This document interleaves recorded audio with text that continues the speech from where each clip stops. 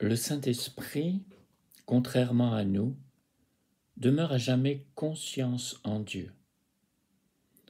En lui, le contact ne peut pas être coupé, parce qu'il est, par essence, par nature, lui-même le contact. Sa fonction est de rester à jamais disponible pour restituer à l'homme l'information manquante, pour lui rappeler l'orient du regard, pour lui souffler la vérité derrière le hasard. Le percevoir ou l'entendre nécessite de le solliciter et de se tenir à son écoute, ce qui veut dire faire cesser le vacarme de toutes les voix qui étouffent sa petite suggestion douce, se taire.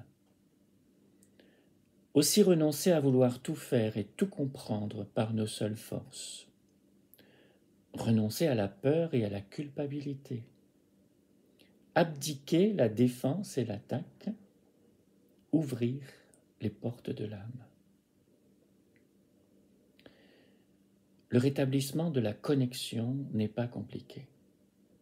Pourtant, nous nous sommes tellement éloignés de la simplicité de sa présence qu'il semble difficile, par contraste, de remettre les choses à leur juste place et dans leur mesure naturelle, en l'orient de l'ordre riant.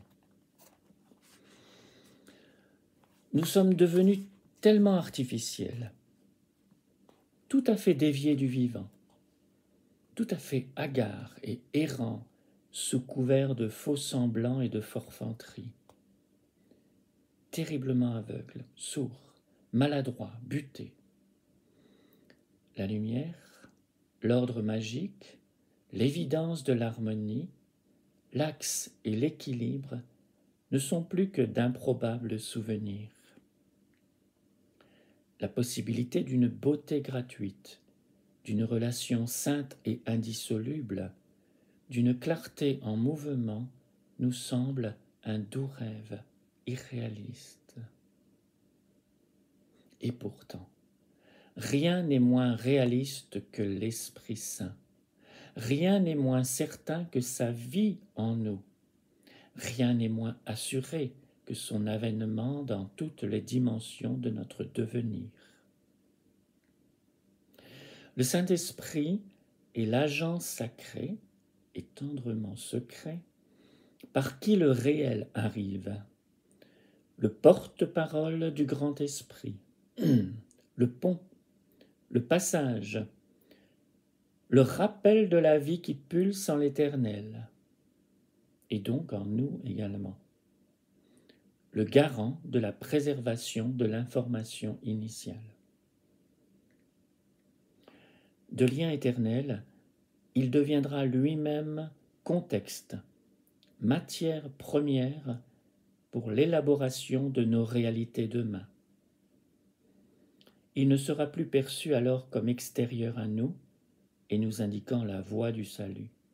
Il sera la fibre même ressentie de notre être et le fil avec lequel nous tisserons nos rêves.